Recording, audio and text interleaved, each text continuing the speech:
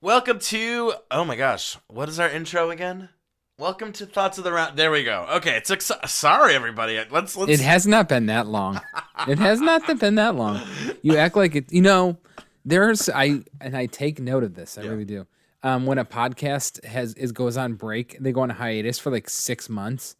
That happens from time to time, and we all have busy lives, and then they just call it a season. When maybe they just got wrapped up. Okay, here we go. Let me do the official intro, and then we'll get into it.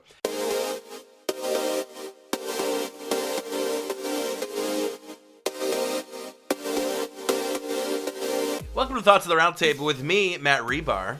And me, Paul Laux. And that's the official intro, which is literally 6 words. You gotta keep the original one in there too. Oh no, I'm keeping the whole thing in Okay. for sure. So I was gonna say about last week, like, oh, it's been a long time, and like we both had some stuff going on, but you've really had some stuff going on, and so I'm really glad you are free to take some time to talk with me and our 5 listeners tonight. Hey, we have more than that. Not live. Nobody calls us live. We still want to do a live event, but man, we just never line it up, and I don't know why we do that. Well, you know what's funny? I have been meaning to talk to you about this idea that I've had for a long time that I think you might approve of. Not sure how you'll feel about it. I'm pretty positive. So remind me to ask you off the pod, because I don't want to say it on the pod and then like the 3 people who hear this are like, oh, this is happening, or like, pressure me. And then we into don't making do it this and get happen. canceled on Twitter or something like that. Yeah. Can I you say imagine? something? I got to interrupt you though, because it's driving me nuts. You got that nice soundproofing behind you.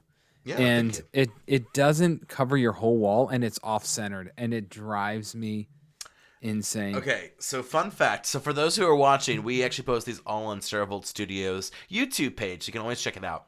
I'm in my studio right now, and technically, this is not totally centered with the wall, but then the desk in front of the soundproofing is also not centered, so it's all a mess. Like I need to scoot the desk over. But is why what I didn't need you to why do. didn't you get more soundproofing and cover the whole wall? It's just like a little square behind you. And it looks fantastic, but it needs Yeah. more. Well, that's because the closet got technically changed into a vocal booth. So I actually ran out of little sound things, and to be fair, I wanted to soundproof the other wall a little bit, which is actually like a half diamond because I ran out of soundproofing. So the studio's getting there. It's not totally finished, but yeah, it's getting there. So Katie and I, we looked at a house, and you're gonna love this. Okay, tell me. It had a pretty nice bedroom, but the closet was like literally like 2 feet wide, like super Oh my small. God. And they put a bathroom in the other half of the closet. Like they literally cut like 3/4 of the closet off and made it into like this really. Think of the width of like the depth of the closet. Okay, all right, and put a toilet.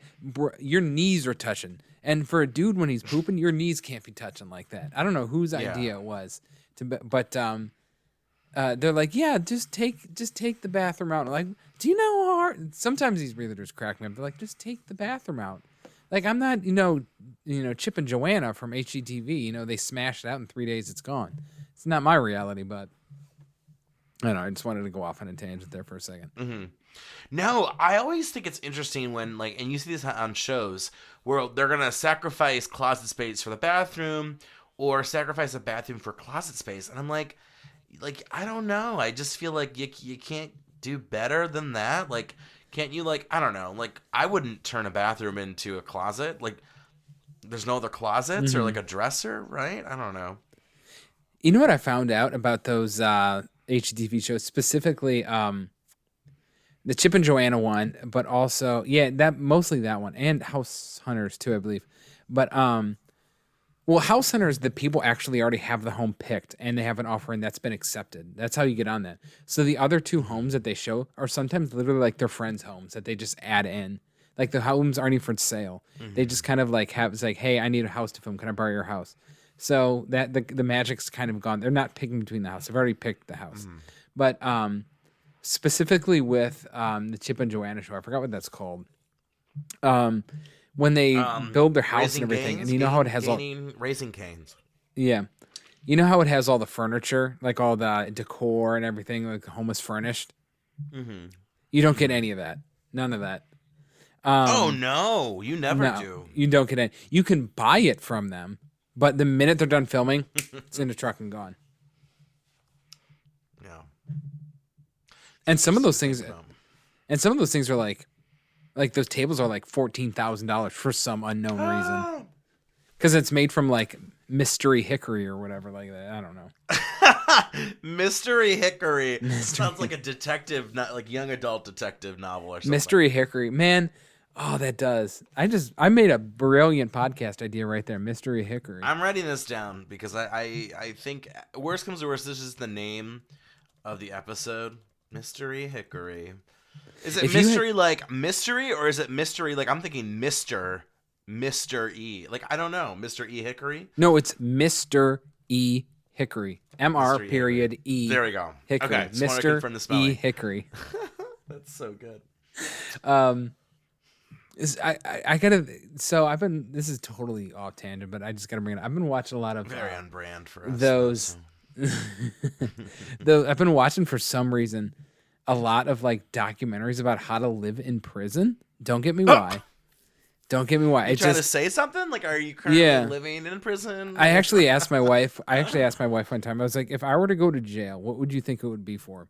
And her answer was, you got too drunk at Applebee's and got disorderly. Oh, Katie coming through. That's good. I was thinking something like you were like you know how they always have like the person who didn't know they were doing the crime, like they were kind of like bamboozled or whatever. Like you do your taxes and you get like $78,000 back. Yeah, or like you join a cult, but like by accident, you're not like in charge, but you get put to jail for it. Like you're like, I didn't mean to do it, or like you know, like those like white collar crimes. You there's, get like, some somehow people, caught up in their like an illegal signatures. MLM scheme. Yes, you know? yes, something like that. Like where you're like, I'm innocent, and it's like, No. he is innocent. Apparently, I would just get too disorderly at Applebee's. But anyways, so a lot of these. Well, by the way, I was watching these documentaries with a couple of the inmates, and a couple of the guys. One guy, it was a huge dude, and he had the tats and everything, the no sleeves and everything, and he's like, you don't understand. He goes, I'm a pretty tough dude, and the guy had spent like 15 years in prison. He goes, I'm a pretty tough dude. He goes, the female inmates terrify me. Oh yeah. He goes, they are horrifying. And so then they were talking to one, and it was this big, like just like old white lady, just so you wouldn't think anything of it. And they're like, what would in here? And she goes, well, they call me cornbread. And they're like, why do they call you cornbread? She goes, well, I shot my husband in the face when he was eating cornbread. I'm like, oh my God. That's really funny though. I'm sorry. Like, I mean, it's bad, but it's funny that that's her nickname. It's like a reminder. And she did not care. Did not care. Yeah. I mean, one of my favorite shows of all time is Wentworth, and it's an Australian drama about a female prison. And I'm telling you, man, it's just the storylines are better. Like, I don't know, men in prison are like, I'm murdered. And like women in prison, it's like all, it's just feels deeper than that. So apparently what they used to do in the female prison is they would microwave Snickers bars and melt them and then throw them on each other's faces, like boiling Snickers. So then it would like melt the skin off their face.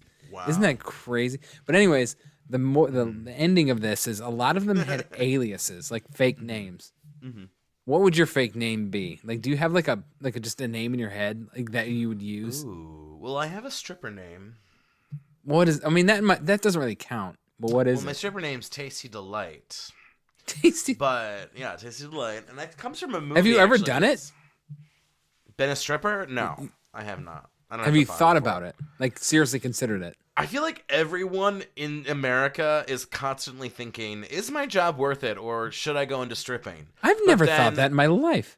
You've never thought that? Everyone Not I've for 1 known second. thought that. But here's the second question. You go, should I be a stripper? The second question is, oh wait. And that's when the reality of like, no, you just can't. You're not gonna become a stripper. Like what? Only like it's like Tyra Banks, America's Next Top Model, right? Only like the top 5% of strippers are gonna make money from it, right? Unless there's no way you actually considered this at any point. I have a genuine question.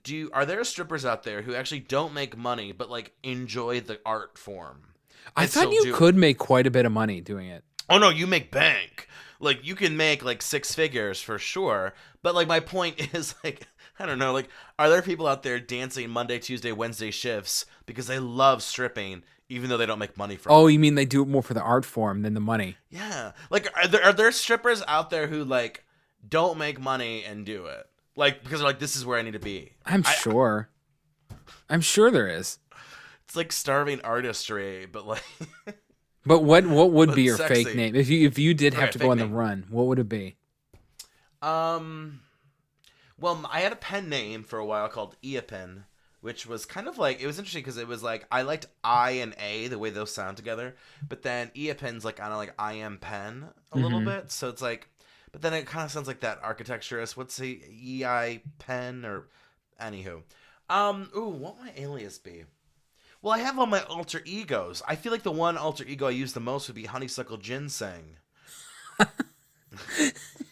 No, you're not getting the what you need. Honeysuckle. Honeysuckle, You're darling. not gonna. No, you're not. I'm talking about like you have to go on the run for something. You're not gonna like I get a can go on fake the run ID as and be Honeysuckle. honeysuckle ginseng. No one is.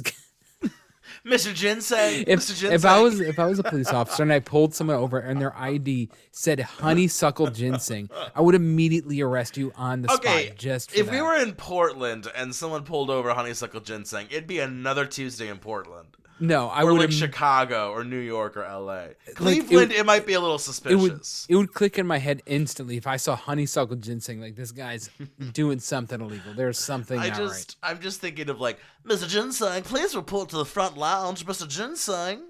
A honeysuckle ginseng. Oh my god. See, mine was like Morgan Clark or something stupid like that.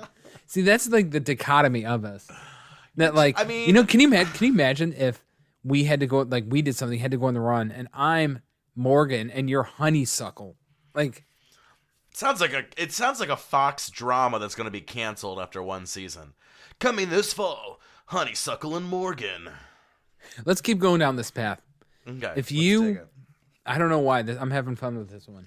If you committed a crime, or at least just say Okay. you didn't, but you're being accused of one. Let's Okay. not even something violent, something monetary, some tax fraud. First of all, some I don't think I could ever be accused for a false crime because I am so busy. I have like a constant alibi. Anywho, back to you. So you're on the run, okay? Where do you go? I feel like someplace where like the American dollar really lasts a while, right? Like, don't I just kind of like take all my money and just boom? Like, I don't know. What's a place that like an American dollar is in their currency like a couple grand? Oh, you're leaving the country. Right? Wouldn't you want? No. I mean, you'd have. No, I can't. Okay. No, you can go anywhere. I'm saying no. This is you. You Okay. can do whatever you want. But you know where I'm gonna go? Atlanta. Is Atlanta a good place to go when you're on the run?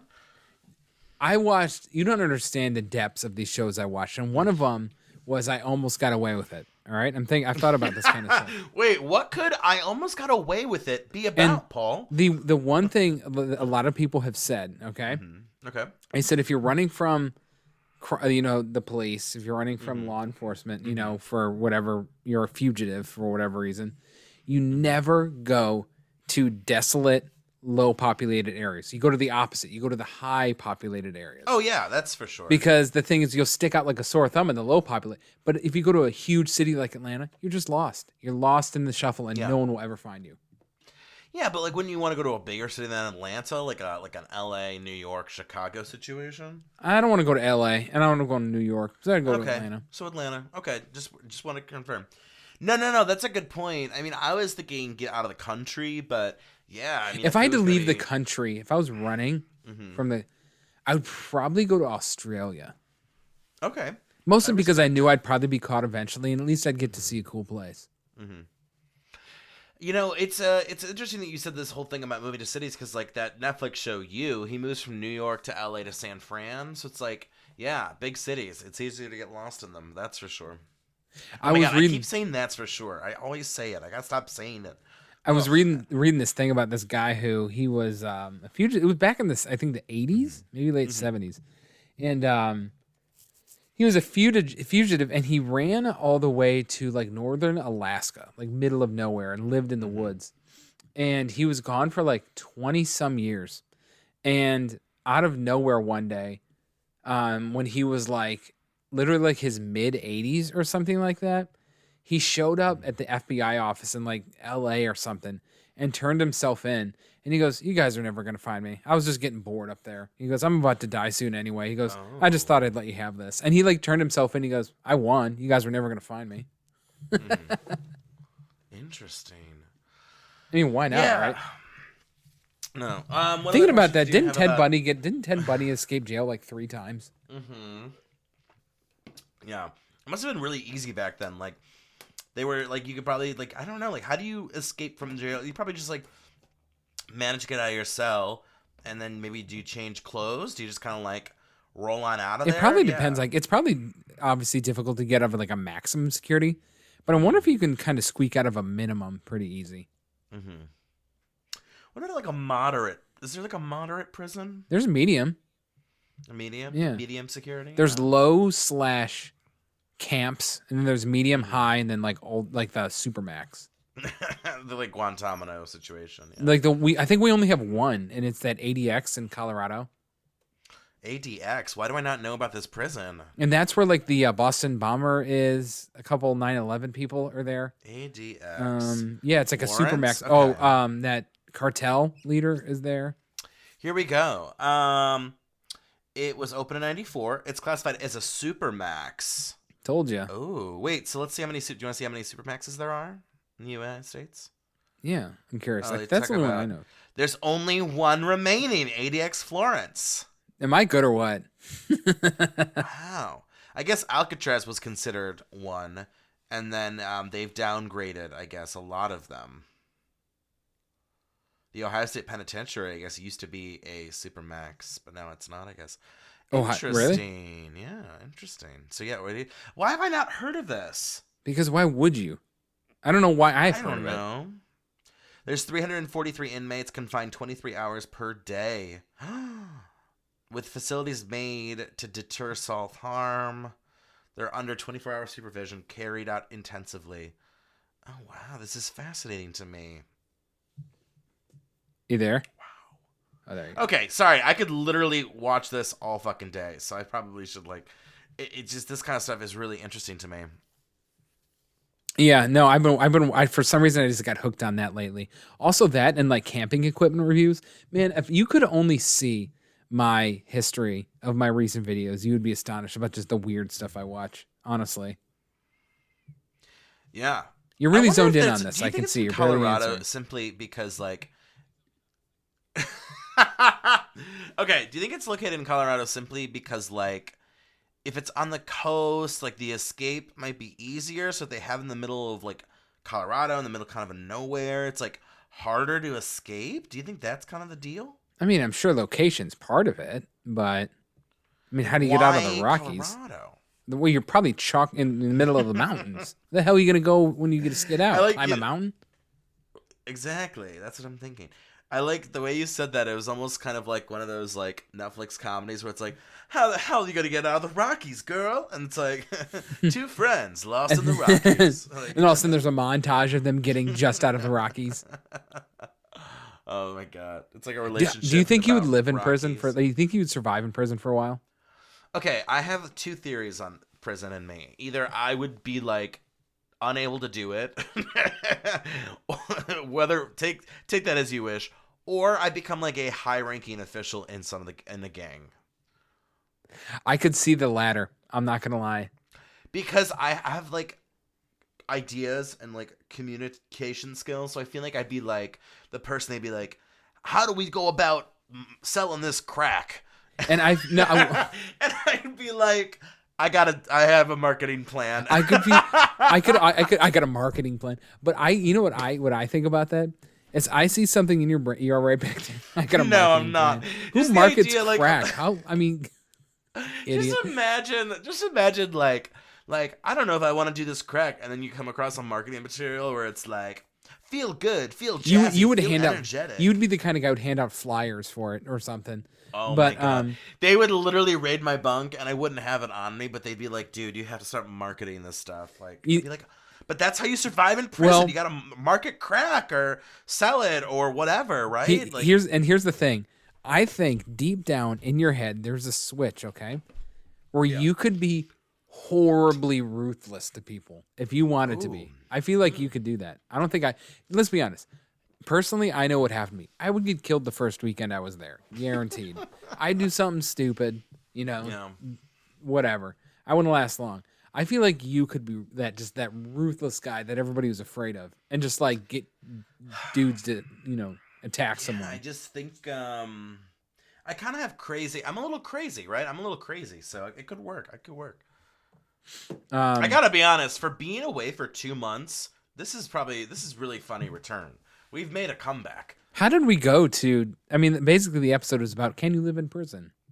So, I love how we started this episode. I'll spill this kind of pre-production, and Paul's like, "Let's not talk about, socio-political. Let's not talk about social justice." And here we are talking about prison. I can't. Yeah, but we're not talking about like we should, I guess, be talking about prison reform. We're just talking about would you live there? Yeah, and we found out that you could market crack somehow. Yeah, I guess I would be afraid too. Oh no, I can't say this. Oh my god, you can tell I'm tipsy because I'm about to like say what are you stuff drinking? that I thought that was a Red Bull. No, this is it's paper. So I went to Pittsburgh a couple weekends ago, and I took a 4-pack of this home. It's 11th Hour Brewing, and it's Paper Birds. It's a fruited sour ale with raspberry, prickly pear, tangerine, blueberry, and lemon. Excuse me, oh my god, I'm burping everywhere. And oh my god. Oh my god. And dude, that sounded moist. Anywho, it's really good. It kind of tastes like like a sherbet sour or something. So I really love it. Yeah, back to you. That's all I got. Paul. Yeah. Well, that answers that mystery, Hickory. Oh man, Mystery Hickory, Mr. E. Hickory. Hey, real quick, I did pull an advice article. If you have time, we can talk about this one. It's kind of funny. Yeah, let's go through it real quick. Okay. My grandparents owned a 4-bedroom lake house with about an acre of land about 25 years ago. Through the years, they hosted many family events, and people visited often to get a free getaway. Did you say something? I think you cut off on my end. No, I'm good. Oh, you just burped? Okay. Last year, my grandparents wanted to move into a nice old folks' home that's basically a resort. So to do that and finance the rest of their years, they sold their main condo and put this up for sale. I bought the lake house at what was a fair rate at the time. It has since gone up in value about 25%. I just finished renovations, and I listed it as an Airbnb. I got a lot of requests from family to visit, and I said, no, it's being renovated, and it's going to be an income stream and not a family vacation home. He got some pushback, but he held firm. My cousin got engaged and wants a May 2022 wedding on a specific day that has significance to them that will be over Memorial Day weekend. My cousin Jean called me and asked if they could have it at the lake house since there's a lot of land, and they both were there, blah, blah. I told her I was anticipating renting it out and that she can have first dibs on the days needed, and sent her the link to reserve it. But then she realized this would cost her close to $6,000 plus deposits and service fees, so really like $8,000. And she flipped out, saying, this is a family event in a family house, so I shouldn't charge. She then said it would be like my wedding gift. I told her, Jean, my wedding was 3 years ago, and you got me a set of knives, which I do like. It's not really fair to say I should give you basically $6,000. Jean flipped, called me greedy and terrible, and then my parents, aunt and uncle, and one sister said I've been greedy. My brother, who helped with the renovations, is on my side, and my grandparents said that they'd love to see a wedding there, but they sold the house with no conditions, and they won't pressure him. I've been getting a lot of flack from a couple people in the family. What do you think about this? Discounted rate. Not free, but give him a discount. Yeah. See, that was my initial thought, too, was like, okay, if you normally post it for $6,000 to $8,000, why can't you just, I don't know, like 4 or 5? Half the it. funniest I would line. Yeah, half it. Well, this is the funniest line though to me was when she goes, she's like, "Oh, it'll be your wedding gift. Give me the house for free." And the person who owns the house was like, "Well, 3 years ago at my wedding, you gave me a set of knives, so it's not really fair to say that I should give you $6,000." Okay, there's a little bit more deep-seated stuff than I had known. That's personally what I would do. I would half it. So yeah. Yeah, because I feel like this idea, it's in his name, A, so it's not a family house. I hate that idea of like, well, you bought the family house. Whose name is it in? It's their house. It's not the family house. Now, that being said, I love my parents. If my parents came over, for sure. But if like I don't know, if my dad came over and wanted to crash in the living room for a week, I'd be like, no, no, no, no. Also, So there I get that. are no obligations with family in that kind of thing. But Yeah. especially if we're already estranged a little bit. But in my situation, do a half off. You're good to go. Yeah, or at least something. Like even pretend to care. I think he put in the edit something like what it costs, like the mortgage or something. But like I don't know. Like it's a week out of the month. Like yeah, I think you could get away with like 3, 4. You'll be fine. Yeah. I think it's just so interesting though. Like the idea of like oh, you have to give it to me for free. Like I wouldn't be like that. I feel like I'd be like, hey, can I pay to borrow your house? Because even at like $4 or $5 grand, that's cheaper than a lot of venues. Yeah, I'm trying to think if I would ask for free. Mm-hmm. And I don't think I would ever ask for free, but maybe I would ask for a little bit off. Yeah. So I'm trying to think where I would come from personally, what I would do. And I might not ask for anything at all. It feels kind of weird, but there you go. Anywho, there's your advice of the day, of the week, whatever it is. Get better internet. All right, that's all I got. That's all you got. Okay, well, this was a fun little episode of Twists and Turns. Learned Mystery Hickory. So I'm gonna be using that a lot. But Yeah, that's my new name, Mr. E. Hickory. I like it. Yeah. We'll have to catch up soon again because I feel like we have so much more to talk about because we've been gone for a little bit. Apologies for the 2-month hiatus. You can't fit all the fun happen. in a 20-minute podcast. Things happen. We get busy, and we appreciate that you hopefully are still around and listening. And yeah, we'll be back pretty soon. So peace out. Later.